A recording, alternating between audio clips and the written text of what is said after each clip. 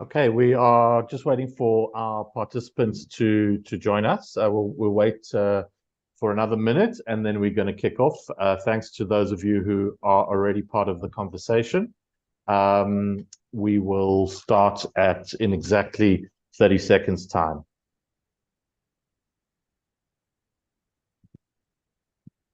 And people will join as we go.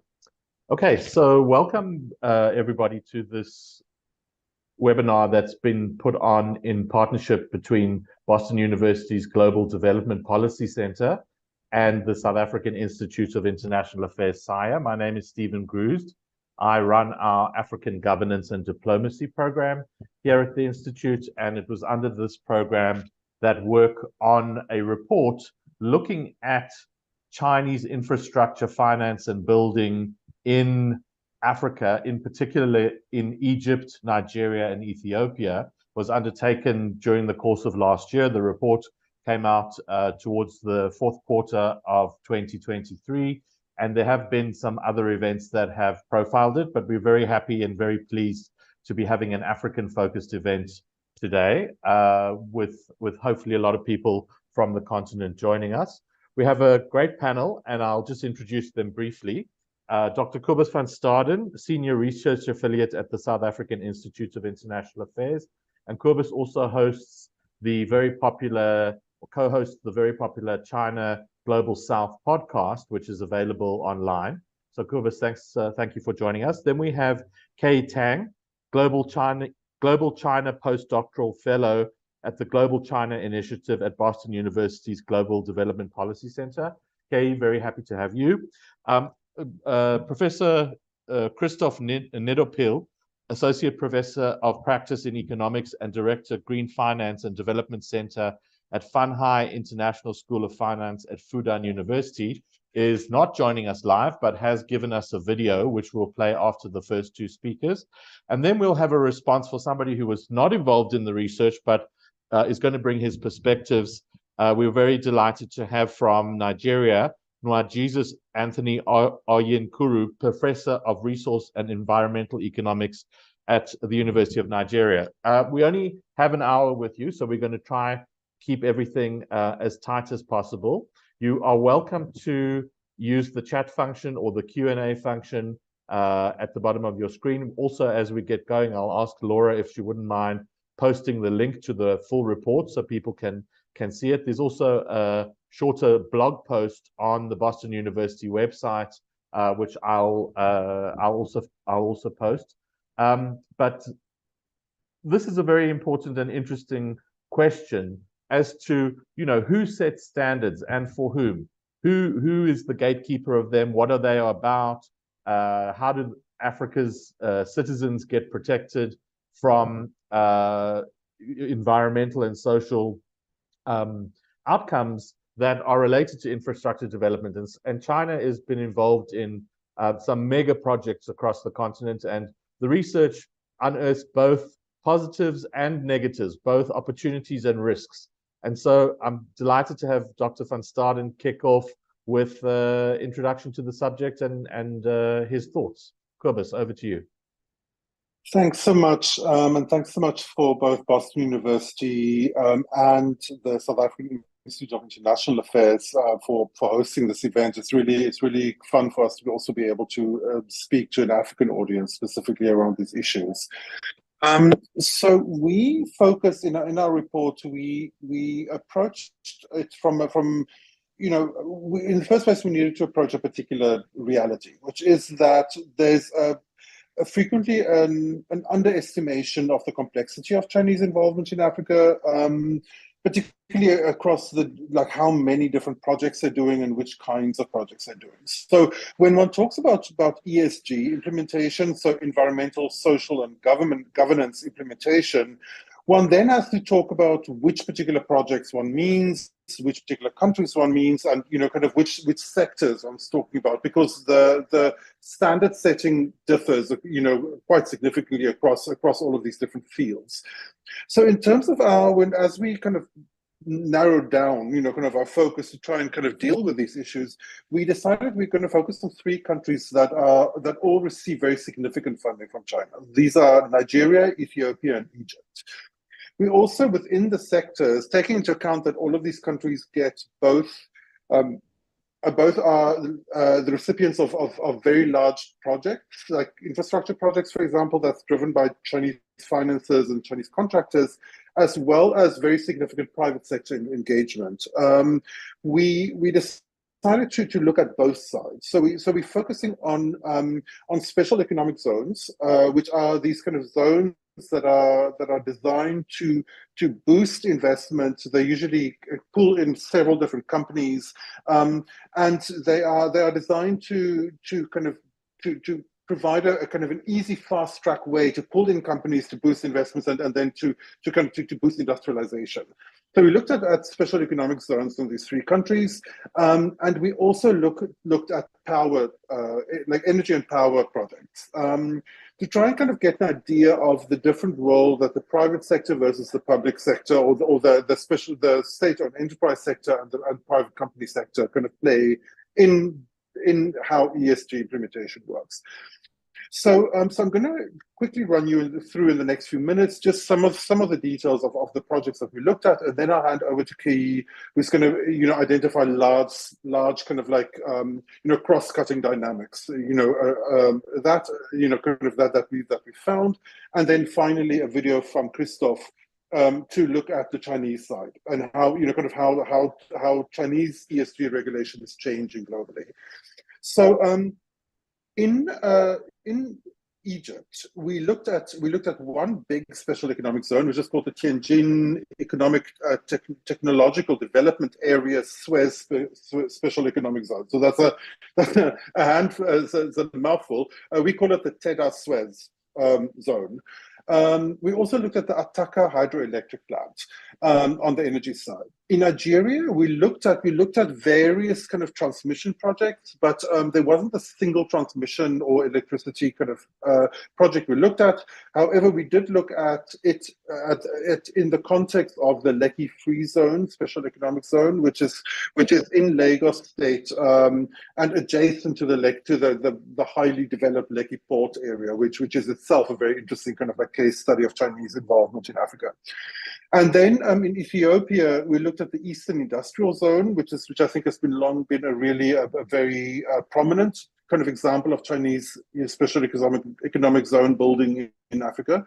And we also looked at transmission lines between the Grand Ethiopia Renaissance Dam and Addis Ababa. So those are the kind of 5 projects that we looked at. So I just want to give you a few details of what we found in relation to ESG implementation, just to put you in the picture, kind of in terms of what we're talking about, what the kind of problems were.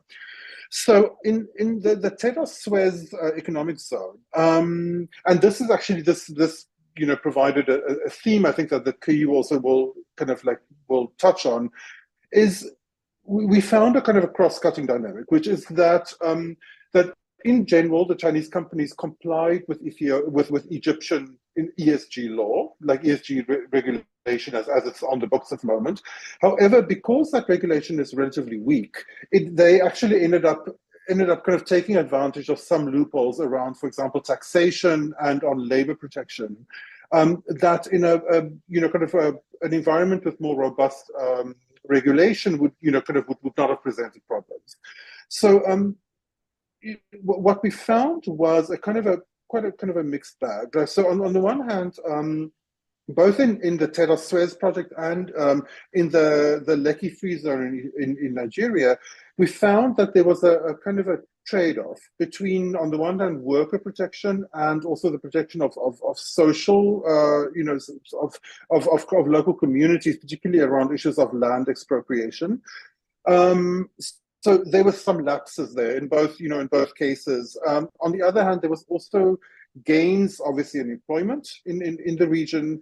And we saw, in the case of Egypt, we also saw incremental strengthening of local regulation. So, for example, there was a case, a kind of a chemical spill or dumping incident in 2015, which in the Egypt Special Economic Zone, which then led to the kind of strengthening and tightening of Egyptian regulations.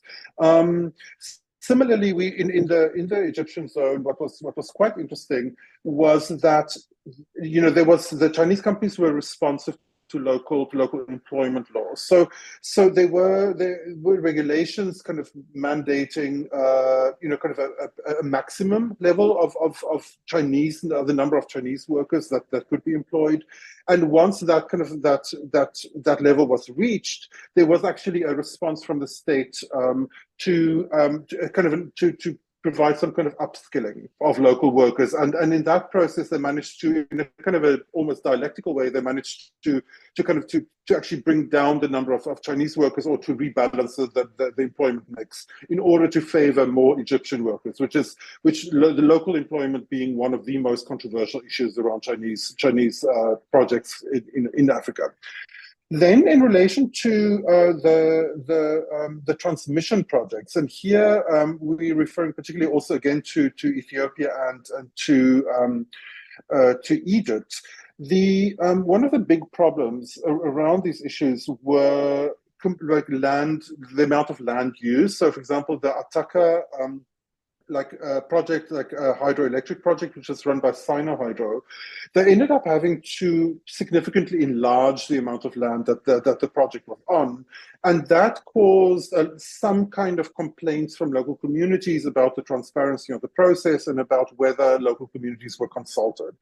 Similarly, along transmission lines in Egypt, and as well as the Special Economic Zone in Nigeria, there were similar kind of complaints about whether local communities were involved enough in the process, whether they were compensated enough.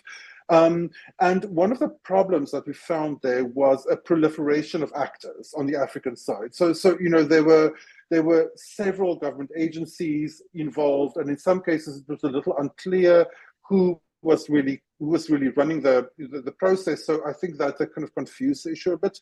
What also confused it in the case of Nigeria was corruption and also mismanagement of the land expropriation process. So there, like, people thought they were dealing with government officials who ended up not really being government officials, or some people got paid, other people didn't get paid. It was a kind of a chaotic process that then ended up being quite, kind of generating quite a lot of community unhappiness.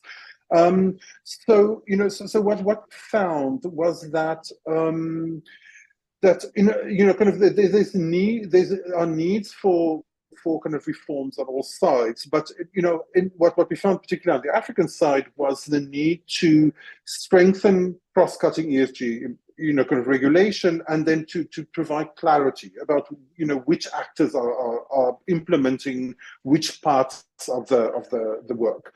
What I think, and here I'll end because I don't want to go on too long. I think the reality, I think, these are, I think, for people who follow ESG conversations, I think a lot of these problems will be familiar.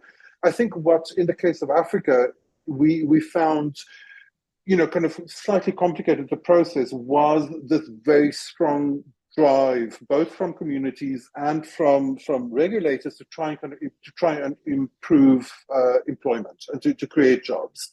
So frequently there was a trade-off kind of logic happening. Like, on the one hand, there was an improvement in employment. On the other hand, some of the communities suffered, or also in some cases, particularly in the case of Nigeria, there was not necessarily enough provisions made for the workers who were employed. So there wasn't necessarily housing for them or transport for them. So it is a little bit of a kind of a chaotic process where I think sometimes some compromises are made in the name of employment, because creating new jobs is politically so powerful in many African societies. But then the like a mix of kind of slightly kind of underdeveloped regulation, underdeveloped implementation, and a proliferation of actors then tends to complicate all of the implementation on the ESG side. So I think I'll stop there and then hand over to Kei, and then you will kind of continue on these broader themes. Thank you so much, Kobus, for setting the scene and giving a real flavor, more than just a flavor, of what the research covered and what it found. So thank you very much. I was lucky enough to be in Nigeria at the end of 2022 and got near to the Lekki port. It is indeed a very impressive undertaking, and there was some open ground that people said if you come back in a few years, you'll see this whole area completely transformed. So I think that's making a big impact in somewhere like Nigeria. Kay, over to you. Yes, thank you, Cobus and Stephen. And I really like Cobus' overview of a lot of the details and these dynamics going on in these cases.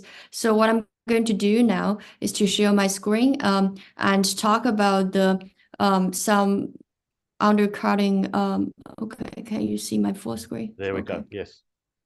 Just some implication and synthesizing what is going on. And what I'm going to focus is basically 4 points. One, in general, what are these different stakeholder engagement in this process and how good it is? And when I talk about stakeholders, I'm focusing on three basically stakeholders: local governments, the dilemma between economic growth versus maintaining a good ESG standard, and for local community, how effective is a collective action to lobby for their own interests facing these foreign investors, and for Chinese stakeholders about this huge information gap between the Chinese governments and the Chinese business. So let's first talk about the overall stakeholder engagement. We find that in general, this stakeholder engagement is incomplete. So in theory, every single stakeholder, like the three actors that I just mentioned, should be totally included in every single process of the project development, right? When I'm talking about the process, we're talking about identification of the project, the complete construction, implementation of the project, as well as the monitoring and evaluation post-construction. But what we found is that the decision-making is largely biased towards those people who have power or money. Many, the politicians sitting in the central ministries or the foreign investors who have the money, versus a lot of those local communities who really are the main victims of these projects. They, their voices are not constantly heard throughout the process. So that's an overview of the whole stakeholder engagement. And if we're thinking about African governments, there's a huge challenge that not only facing African governments, but literally all developing countries in this globalization, right? Globalization drives global competition, and each government wants to catch up quickly and want to develop economy. And that's why they are facing this huge challenge in how do we, develop our economic without maintaining, polluting our environment. And a lot of the times what you have seen is a race to the bottom race, in which people just trying to lower their environmental standard or labor standard. So foreign investors could just come and, use these pollution heavens.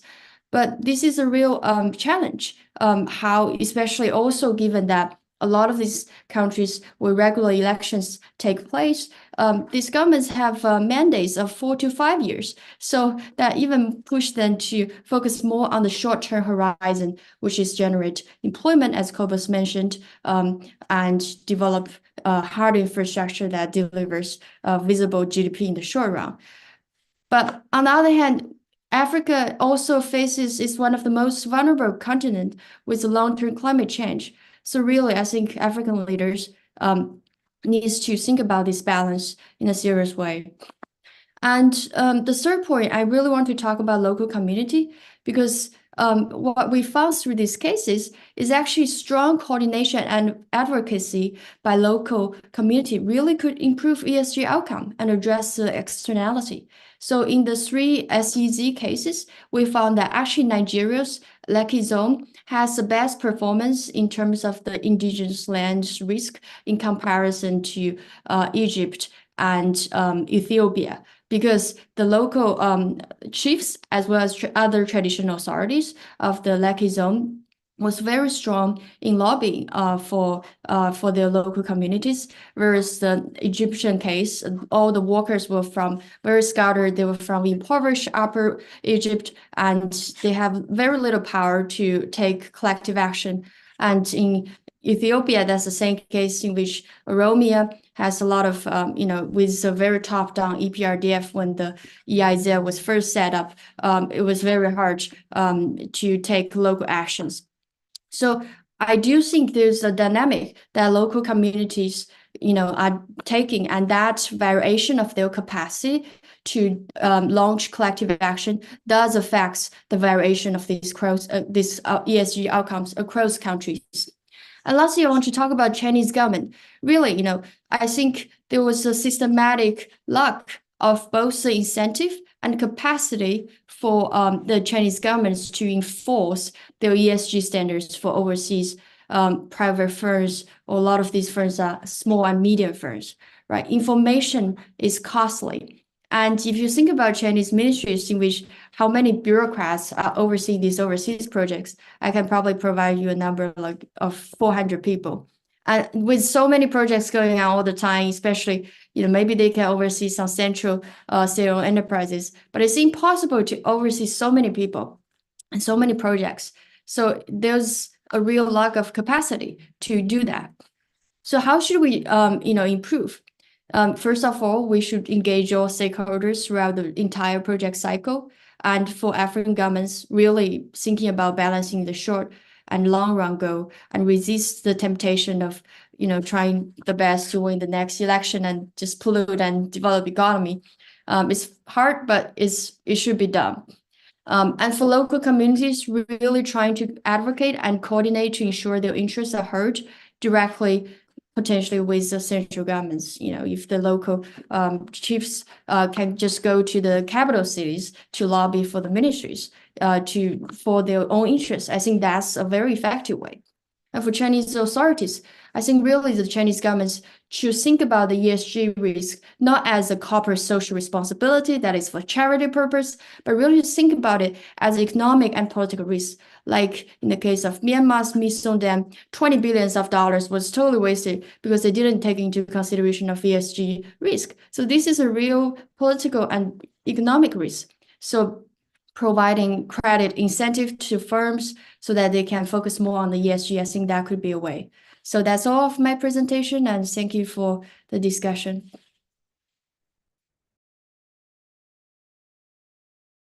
Sorry, I was still on mute. Thank you for your deep insights into the coming out of the work that SIA and Boston University did. I also want to mention that other partners in the research were also Fudan University's Green Finance and Development Center, as well as the London School of Economics Ideas Center. So those were also partners on the project. And now, Laura, if everything goes smoothly, we should have a video from Professor Christoph.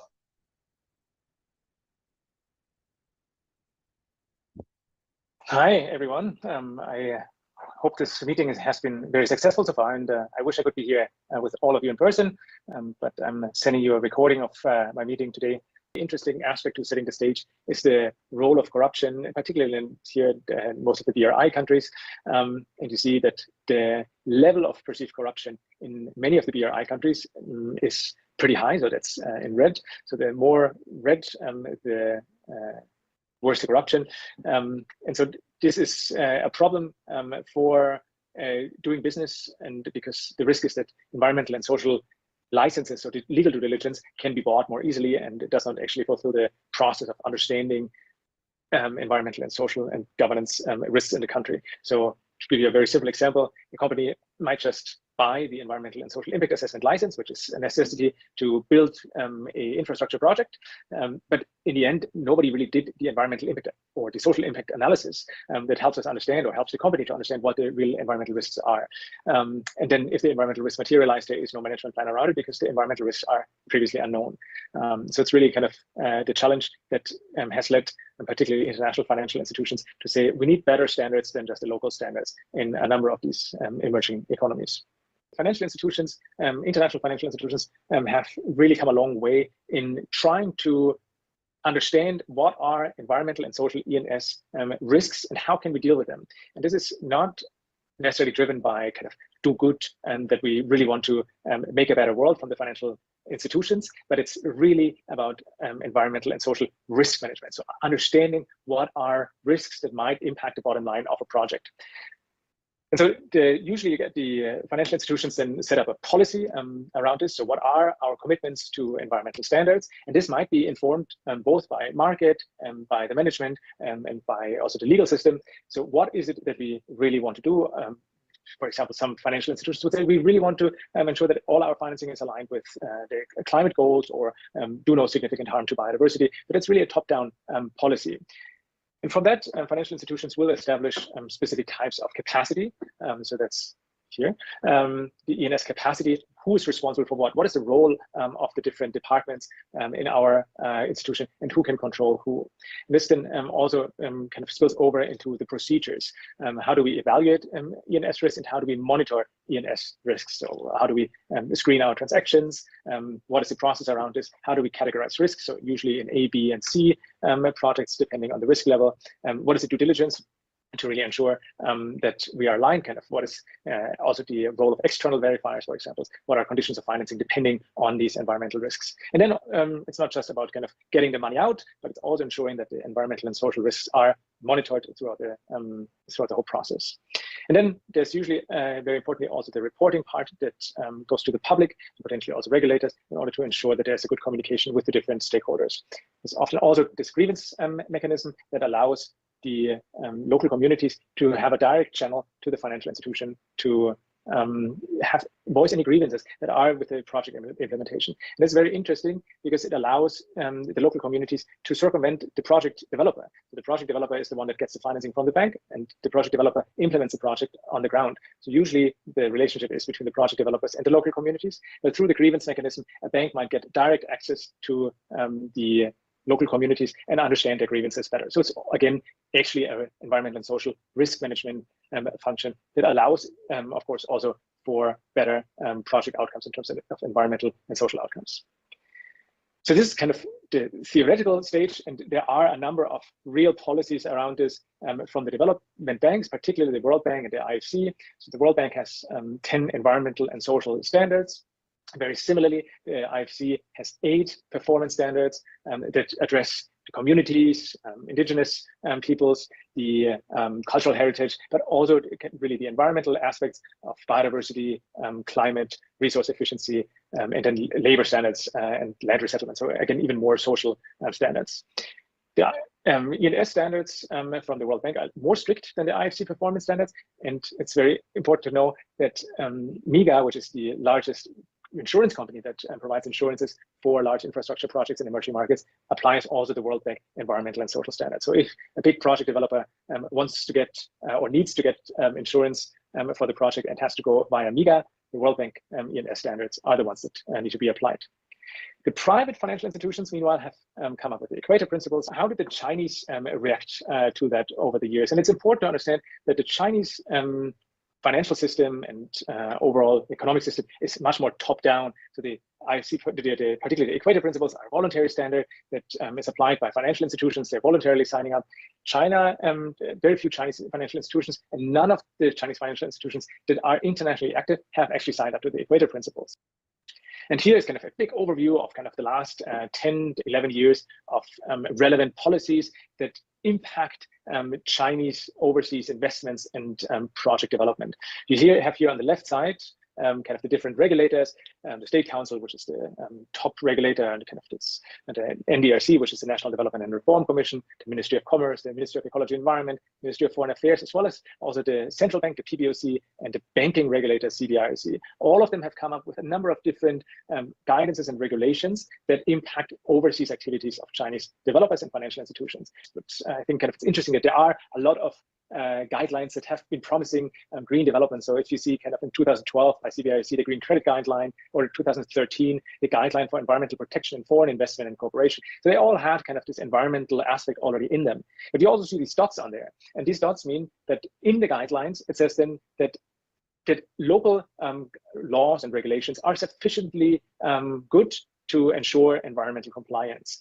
And this is very different from this equator principles that say, no, we need international standards. That's kind of this reference to the IFC performance standards in lieu of or in addition to local standards, because the local standards are often not sufficient to really ensure that environmental and social risks are properly managed. Now, the Chinese have for a long time said top down, as long as you apply local standards or the host country principle, you are good. You are managing your environmental and social risks. In fact, it's only a legal due diligence and not an environmental and social due diligence. And this came really after 2020. And since 2020, we have seen all of the regulations taking reference to these international standards and adherence to international standards when doing environmental and social due diligence. So really a big step forward over the last couple of years. And what was really interesting in this first phase when we came up with these 9 recommendations in the traffic light system, that there was a big appetite from the Chinese side to understand what is international standards, how can we become more international in order to A, better manage environmental risk, and B, also work with international partners to co-finance, for example. And so then these 9 recommendations are kind of aligned, but still aligned with international standards, but still kind of have these Chinese characteristics in them. And that is kind of, for example, to demand on recommendation number 5, demand an environmental and social management system from project developers. That is really important. So kind of environmental risk can be managed, provide grievance mechanisms, which is something new that would be great if it would be applied, and provide environmental reporting. So really kind of to have more public reporting towards these kind of application of environmental and social standards. One of the core elements of this traffic light system is actually a categorization of projects into this traffic lights, so green, yellow, and red projects. And the innovation that came up in this traffic light system, which is really, really interesting, is that we distinguished between project characteristics itself. So that's kind of the first line of evaluation, and the management and safeguard processes in the second step. So, for example, a project can be become red-green. And to give you an example, a hydropower project that usually can be kind of considered as a green project because it provides green energy. In first line, it has very high biodiversity risk because the big reservoir for the hydro plant usually destroys a lot of nature. And so if it's not implemented right, it is actually environmentally extremely harmful. Now, if the management processes and the safeguard processes are all applied, for example, through IFC performance standards and sector guidances, then this project becomes red-green and should get better financing conditions than, for example, a red-red project, which of course would be a coal project. It's unlikely to get anywhere green because of the high environmental negative impact that cannot be mitigated. Now, over the years, China has also come up with a number of voluntary standards, most importantly, the Green Investment Principles for the Belt and Road Initiative, that both the BRIGC, that was the kind of the sponsor of the traffic light system, and the GIP, the Green Investment Principles, very regularly get mentioned by China's President Xi when talking about how to really drive forward this promise of building a green Belt and Road Initiative. The GIP is higher level standards than the Equator Principles. There is some alignment, but overall, GIP is very Chinese characteristics. GIP has been trying to really internationalize as well and get a number of international financial institutions on board. There have been also a number of training programs. Overall, my first line impression continues to be that Green Investment Principles is really a great step forward because it's a voluntary standard, very unusual in China. So fantastic work also by the developers of the GIP. The Equator Principles are still more important and more stringent internationally. One of the drivers and kind of one of the frameworks that has received a lot of attention is the traffic light system or the green development guidelines. And are we getting greener? And yes, you can see in this green bottom bar, for example, that the relative share of this green block, which is the solar, wind, and thermal power, really has reached new highest relative share of 27.7%. So really good development of kind of China's green engagement, but also its highest absolute share. The coal financing has pretty much been phased out.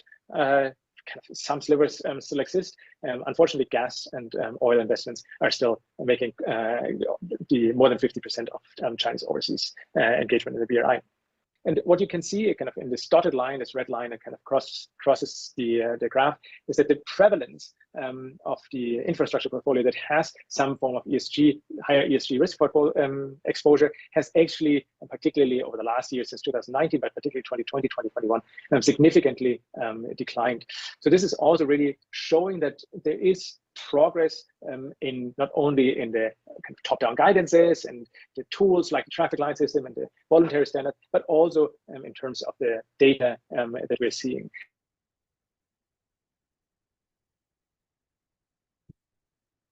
Thank you to Christoph for the video. I know some people said that it might have been a little bit too difficult to follow. This broadcast, this webinar will be available on SIRE's YouTube channel immediately after the event. So please, if you'd like to watch it again, you're very welcome to do so. We're now going to have just a short comment from Professor Onyekuru, who's joining us from Nsukka in Nigeria. Prof, can you hear us, and can you make your remarks, please?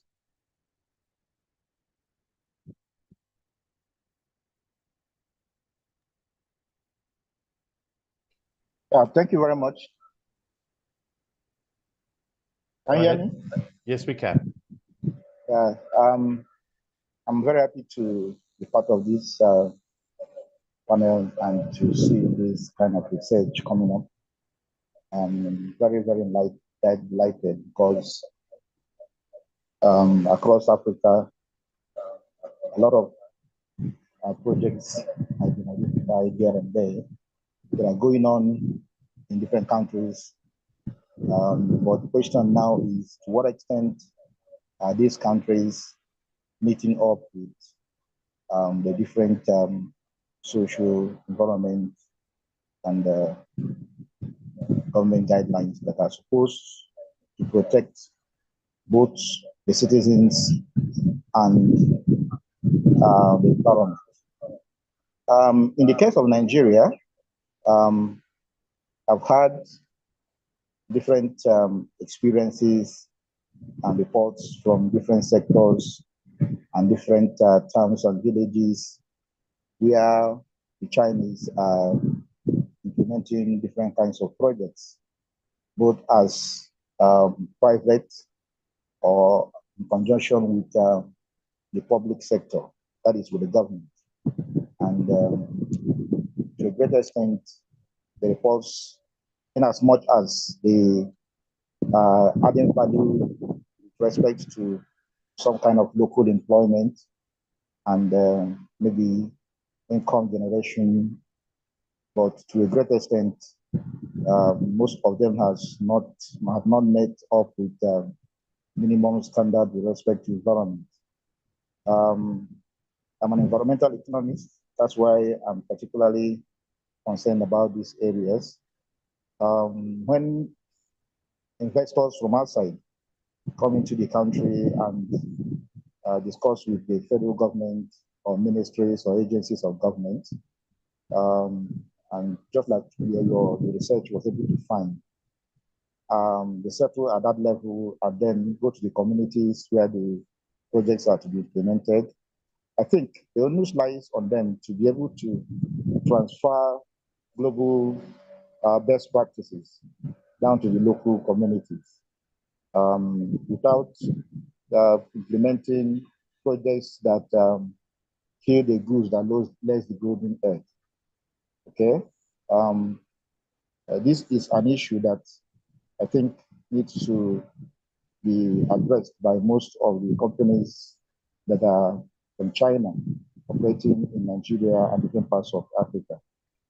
And I think this study is a very good eye-opener for every one of us to see that in as much as we are operating in a capitalist economy where we are thinking about profit, we should also incorporate both the social and environmental standards of the people and the society as the projects are being implemented. On the other hand, the issue of engagement is paramount. Engagement is not only with government. I know that the politicians are very powerful and they can get away with whatever, but proper engagement with the stakeholders is very important, especially the indigenous communities, before any project is implemented. These are very key issues that you don't need to take away the rights or the property rights of indigenous people in the interest of the different organizations that are implementing the project. So this is a very good big issue that needs to be addressed in the case of the different communities in Nigeria.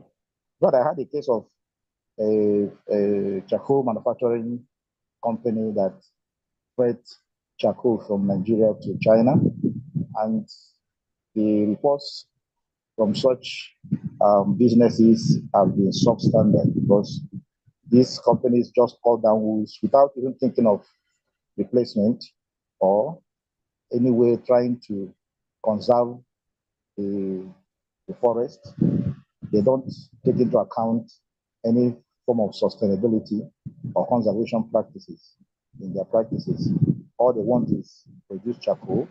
And those that actually produce the charcoal, the issue of safety of those workers is something that is very, very poor.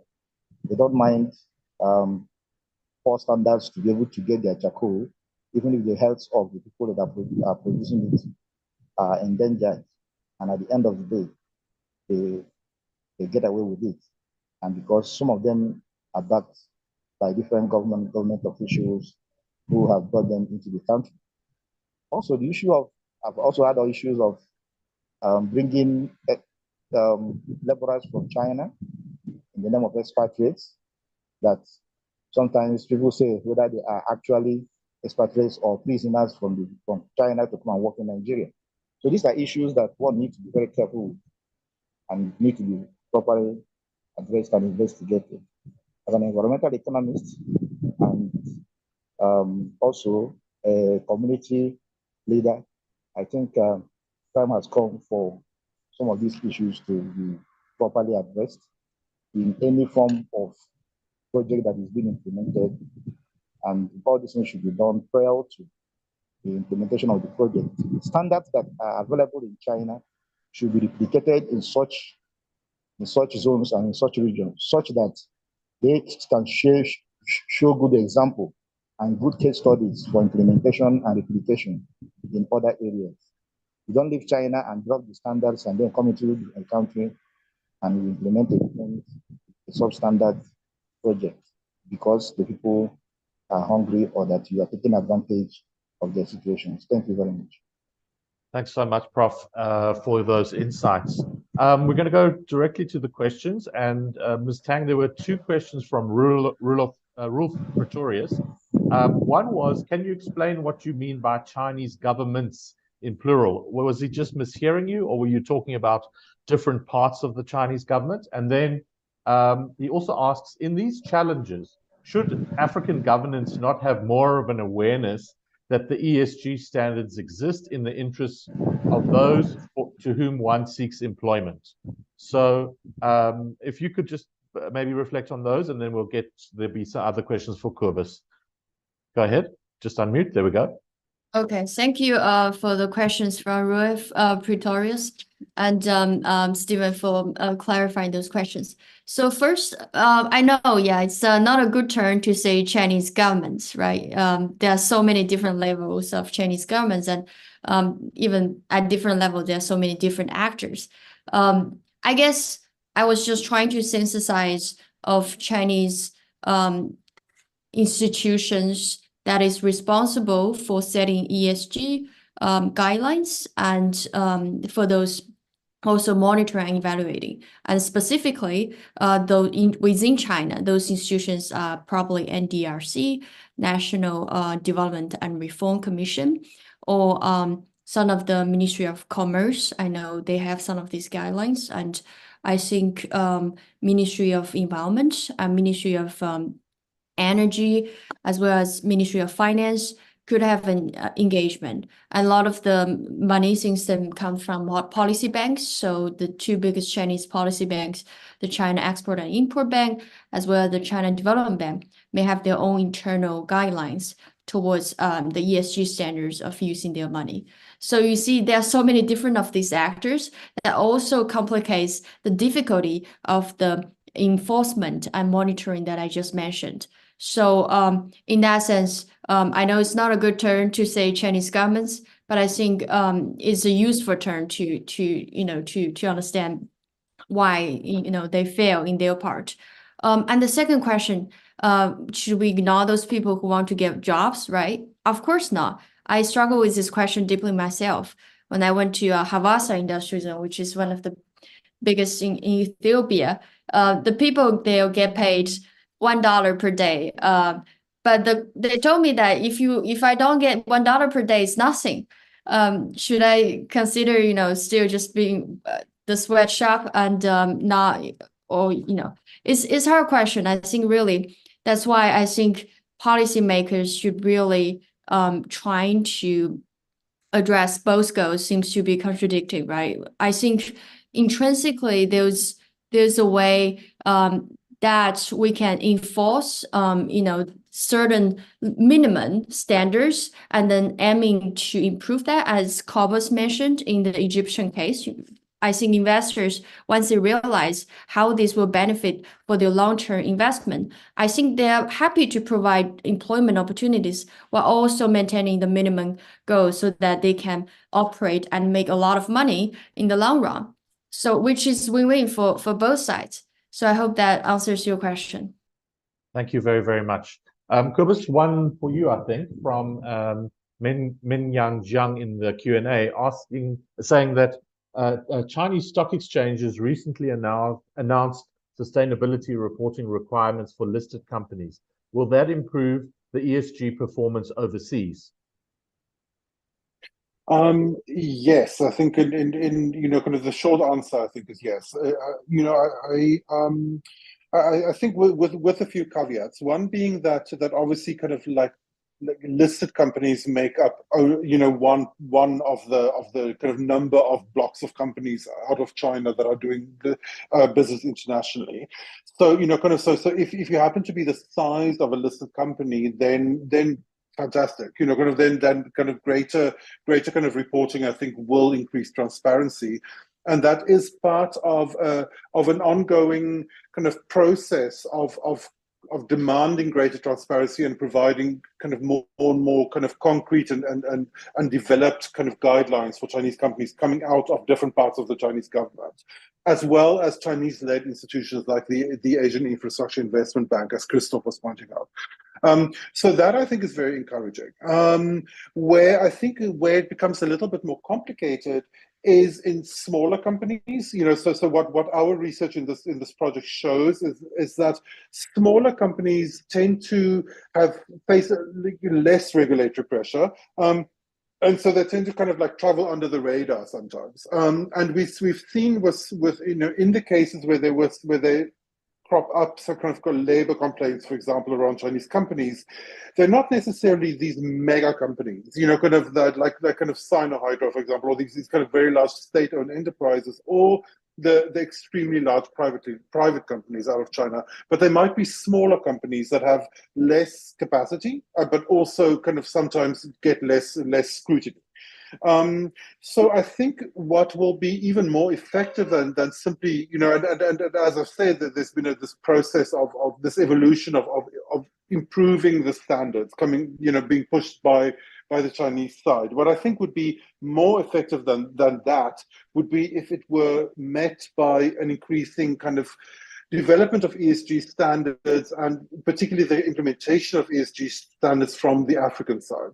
Because what we've seen in all of these projects, and also what we've seen across years and years of Chinese investment in Africa, is that Chinese investors are very regulation sensitive in kind of in the recipient countries. So the more laws there are, the more good laws there are, and the more those laws are actually being implemented, the better effects you get.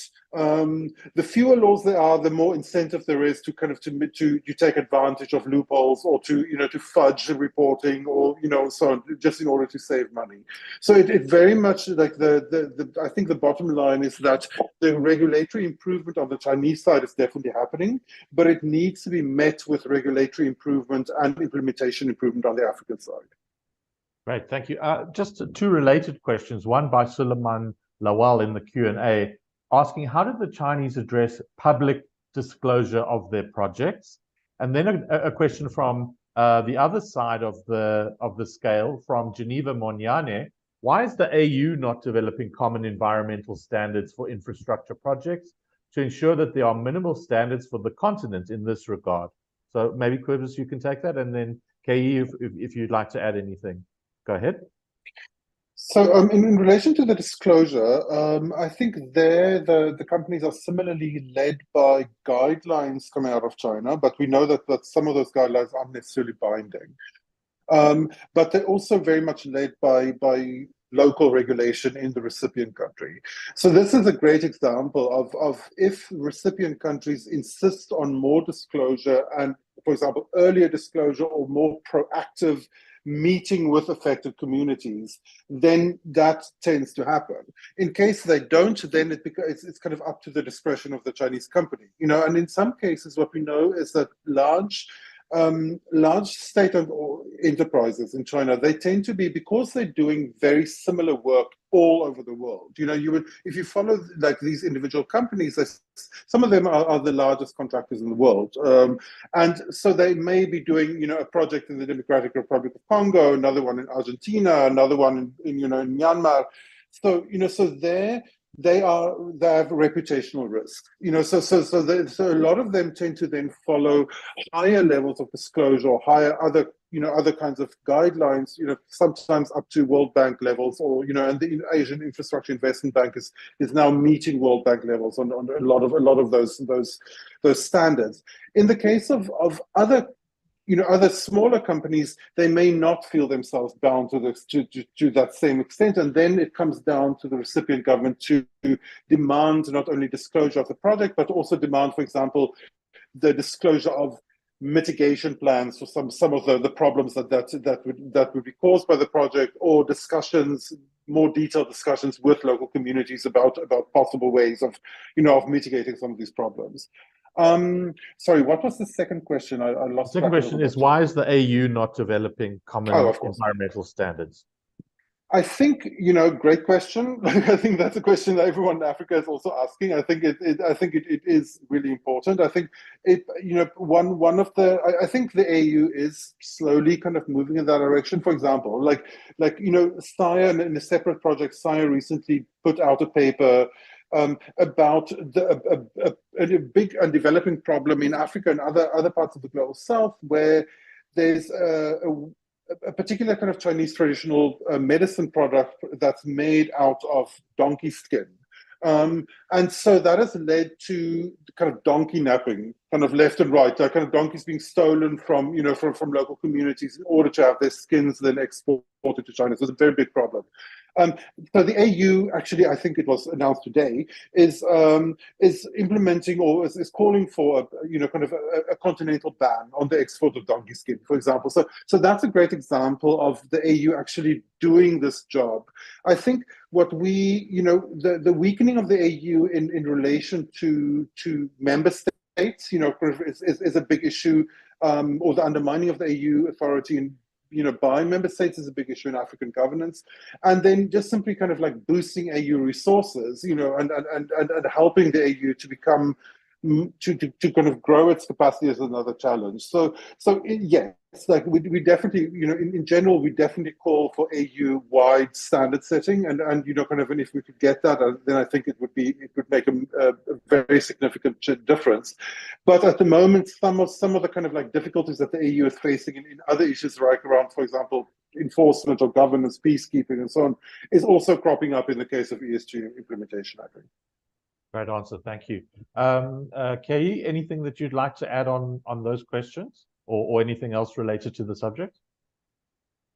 I just want to echo what Cobus mentioned. It's totally, I agree. It's like the recipient countries, I think, plays a huge role here. Like from the report, we found that basically all these projects meet the minimum standard of the recipient countries of these respective projects, but they fail to meet Chinese own like overseas ESG standard of the traffic lights. That tells you something, right? If, as Cobus also mentioned, they are very good at finding loopholes or abiding well of if the local laws is very rigorous. So yeah, I think locals, not only local governments, but local communities should really advocate for themselves and from the beginning to set up good laws and good enforcement. Okay, we have 6 minutes left, so we're going to do a rapid fire round. Here's a question. You can start, Kei. To what extent has corruption affected the ESG performance in these countries? I mean, we didn't do a quantitative analysis of the corruption index of these countries, but I think, you know, it definitely does. Like a lot of, I think Professor Noah Zirges just mentioned also the corruption in Nigeria. You are seeing a lot of these cases, and other cases, there will be some collusion within the Chinese investors and the recipient countries' governments so that they can lower some certain standard. That's for sure. But I think that's, in general, the harder part of the question, because to eradicate corruption, you are, you know, doing more deep root thing. But in general, I think it definitely adversely affects the implementation. Okay, thank you. Kobus, you can add on that if you like. Here's another question for you, though, from Shannon Stodell. Says, Kobus, you touched on reporting and ongoing monitoring from a policy standpoint in the case of bigger companies participating in these projects. What role, if any, do you see local media playing in this sense? Can they play a part in filling the gaps or lags when it comes to reporting on potential ESG violations? So what's the role of the local press, I guess? It's a great question. I'll get to that 1 minute. Just in relation to the corruption issue. As Kei said, we didn't quantitatively kind of like track corruption, but we did get several kind of anecdotal kind of indications of how corruption might have functioned. And the clearest one, I think, was in the case of land issues around the Lekki Free Zone in Nigeria, where there was a lot of confusion about who was really in charge of compensating people for land. So some people got severely undercompensated. Some of them got no compensation, and there was a lack of clarity of which kind of government actors are really involved, and that both caused a breakdown in trust. But there seem to be some indications that there may have been kind of corruption involved there as well. So I think, again, like, unfortunately, the kind of tough answer is that a lot of this comes down to local recipient enforcement, because the Chinese company doesn't necessarily have to be corrupt themselves in order to just want to save time, make things faster and more efficient by just basically saying, well, this is how our local systems work. So if you went in Rome, so in that sense, like it becomes really important to make sure that if you happen to be running Rome, then that your systems are robust, and that you kind of crack down on corruption as much as you can. One should also point out that this isn't only an African problem. I did a comparative project between African case studies and Indonesian case studies, and the very similar problems were involved in Indonesia as well. So in relation to media, yes, absolutely, super important. Like the media and local civil society are frequently the only kind of people who the local communities can really draw on. If they feel they're being badly treated in these projects, and their stakeholdership is really important. They really have kind of the ability to amplify these problems, and we should keep in mind that if unless you're a small, kind of small company, if you happen to be a Chinese company that works internationally, then a lot of these companies are very reputation aware, and what you find, for example, in these big kind of standoffs around very controversial, controversial projects between Chinese companies, African governments, and African civil society. In many cases, when the civil society have the ability to amplify these issues, they win. Like, for example, in the famous case in Kenya, where the civil society managed to get a coal-fired power plant project that was planned between the Kenyan government and a Chinese company right next to UNESCO World Heritage Site. The civil society managed to get that project completely shut down. So it is possible. Like kind of civil society and media is really, really important, and they play actually an outsized role compared to if you look at their salaries actually. Another example of that, not with the Chinese, but with the Russians, is, of course, how South African environmental organizations managed to stop a very expensive nuclear deal with the Russians. So I think that's a great point to end off our webinar today. Thank you so much to Kay Tang for joining us from Boston, Kobus joining us from Killarney, I think, and from Cape Town actually today. From Cape Town, and Nwad Jesus from Nigeria, and of course all of you around the world. This will be available on SAI's YouTube channel as soon as we finish. And just thank you very much for attending, and we're going to close it there. Have a very good afternoon or evening wherever you may be. Thank you. Thank you. Thank you. Thanks so much.